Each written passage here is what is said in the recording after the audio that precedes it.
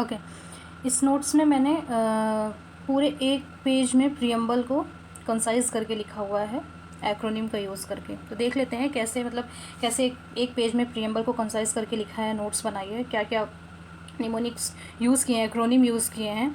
अगर प्रियम्बल, पूरी प्रियम्बल को देखें क्या है, तो यहाँ पर लिखा हुआ है, we the people of India having solemnly resolved to constitute India into a sovereign socialist secular democratic and republic, इसको लिख दिया है SSSDR, and to secure to all its citizens justice social economic and political, JSEP, ये है acronym, justice social economic and political का। क्योंकि जो justice है प्रियम्बल में वो 3 टाइप की जस्टिस दी हुई है, justice, social, economic and political. फिर liberty of thought, expression, belief, faith and worship की बात करें तो यहाँ पर जो लिबर्टी है प्रियम्बल में वो 5 टाइप्स की लिबर्टी दी हुई है, thought, expression, belief, faith and worship. उसके बाद equality of status and opportunity, equality preamble में 2 टाइप्स की दी हुई है, स्टेटस और अपॉर्चुनिटी की। And to promote among them all fraternity, assuring the dignity of the individual and unity and integrity of the nation in our constituent assembly। in our constituent assembly को क्या लिखा है, IOCA, in our constituent assembly this 26th day of November 1949 do hereby adopt, enact and give to ourselves this constitution। अगर core values की बात करें, preamble में क्या क्या कोर वैल्यूज़ दी हैं, तो प्रियम्बल में दिया हुआ है sovereignty, secularism, democracy, republic, liberty, equality, fraternity, socialism, unity and integrity, justice. और अब कॉन्सेप्ट की बात करें, प्रियम्बल का क्या कॉन्सेप्ट क्या है, प्रियम्बल का जो कॉन्सेप्ट है ना वो हमने USA से लिया हुआ है, लेकिन कॉन्सेप्ट तो USA से लिया है, लेकिन जो कंटेंट है ना वो हमारा खुद का है, जो कि जवाहरलाल नेहरू जी के द्वारा जो ऑब्जेक्टिव रेजोल्यूशन लिया गया था, इंट्रोड्यूस किया गया था 13 दिसंबर 1946 को, और उसे अडॉप्ट भी किया गया था 22 जनवरी 1947 को। इससे हमने जो है कंटेंट लिया है प्रियम्बल का। और जो प्रियम्बल है हमारा, ये हमारे जो कॉन्स्टिट्यूशन मेकर्स थे उनका जो माइंड था कि मतलब क्या वो सोचते हैं चीज़ों को लेकर, वो चीज़ रिफ्लेक्ट होती है हमारे प्रियम्बल में।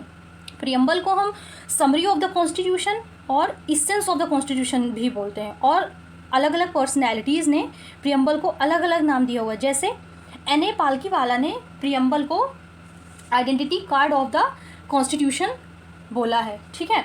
वहीं अगर जो है अलादी कृष्ण स्वामी अय्यर जी की बात करें, जो कि कॉन्स्टिट्यूएंट असेंबली के मेंबर भी रहे हैं, इन्होंने बोला कि preamble expresses what we had thought और ड्रीम सो लॉन्ग।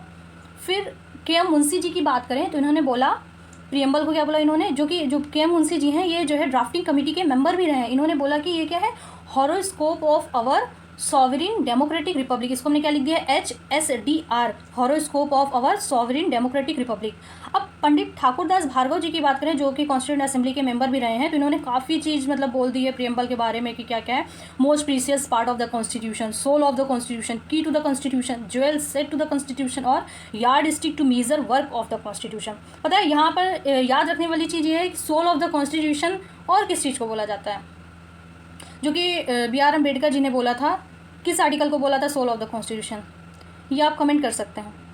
वहीं अगर बारकर की बात करें, बारकर ने बोला है प्रियम्बल को की note to the constitution, Pandit Thakurdas Bhargava ji ने बोला है की टू द कॉन्स्टिट्यूशन, और बारकर ने बोला है की नोट टू द कॉन्स्टिट्यूशन। ये चीज़ कन्फ्यूजिंग हो सकता है, ये याद रखी जा सकती है।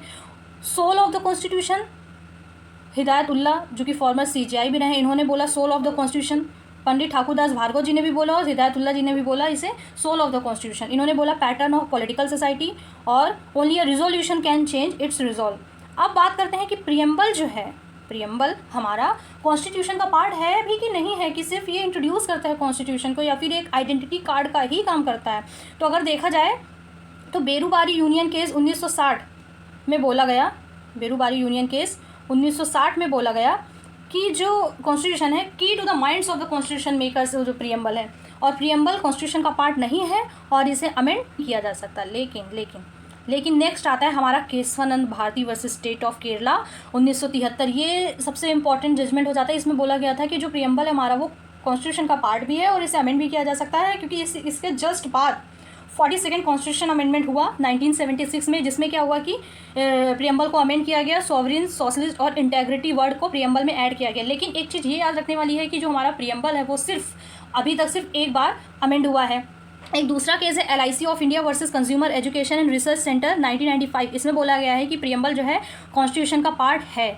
अब क्या याद रखने वाली चीज़ है, जस्टिशिएबिलिटी ऑफ प्रियम्बल, न्यायिकता, मतलब कि अगर प्रियम्बल में कोई भी क्लॉज लिखा है, अगर वो हमारा वायलेट हो जाता है तो क्या हम कोर्ट जाके उसको इन्फोर्स करा सकते हैं। जैसे कि हम फंडामेंटल राइट्स को इन्फोर्स कराने जाते हैं कोर्ट में, तो बोलते हैं क्या है, इज इट जस्टिसिएबल, प्रियम्बल का जस्टिसिएबल है, can it be enforced by court, क्या हम इसे कोर्ट के द्वारा इन्फोर्स करा सकते हैं।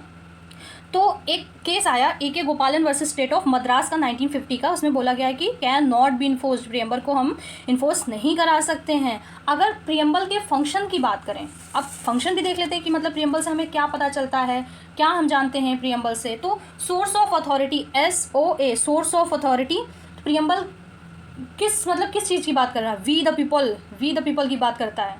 फिर interpretation of the laws and ambiguous clauses of constitution, मतलब कि जब हमें कोई चीज़ कॉन्स्टिट्यूशन को पढ़ के नहीं समझ आ रही होती है तो हम क्या करते हैं, हम प्रियम्बल को रिफ़र करते हैं, प्रियम्बल पढ़ के देखते हैं कि प्रियम्बल में क्या चीज़ है जिससे कि जो है ये क्लॉज हम समझ पाएँ। और प्रियम्बल में कॉन्साइज तरीके से ऑब्जेक्टिव बताया गया है कॉन्स्टिट्यूशन का, और वो आइडेंटिटी कार्ड, जैसे कि N.A. पालकीवाला जी ने बोला कि identity card of the constitution, तो हम प्रियम्बल को रिफ़र करके कोई भी क्लॉज है कॉन्स्टिट्यूशन का वो हम समझ सकते हैं। और इंडिया का जो नेचर है, इंडिया कैसा है, ठीक है, वो हम प्रियम्बल से जान सकते हैं। जैसे sovereign, socialist, secular, democratic Republic, SSSDR। Objective क्या है कॉन्स्टिट्यूशन के, justice, liberty, equality and fraternity, JLEF।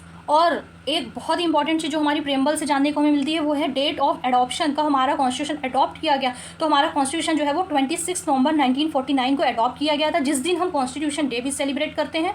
और इसका इन्फोर्समेंट हुआ था 26 जनवरी 1950 को, जिसको हम रिपब्लिक डे के रूप में भी मनाते हैं। ये एकदम कॉन्साइज नोट प्रियम्बल की हो जाती है, इससे आगे कुछ पढ़ने की ज़रूरत नहीं है। और यहाँ पर ये एक्रोनिम यूज़ करके, शॉर्ट फॉर्म यूज़ करके मैंने जो है नोट्स बनाई है। और ये पेज जो है टेलीग्राम चैनल पर मिल जाएगा, जो कि डिस्क्रिप्शन में लिंक में दे दिया जाएगा। ओके।